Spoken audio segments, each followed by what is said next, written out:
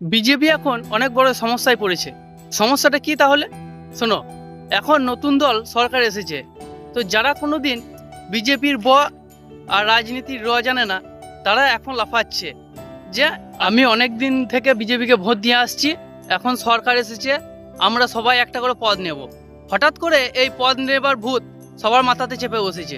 কেন চেপে বসেছে? সবারই চোখের সামনে 15 বছর যে হারে চুরি চললো, 100 দিনে কাজের টাকা কাজ না হয়ে সব টাকা মাঝ ভাগের মতন ভাগ হয়ে গেল।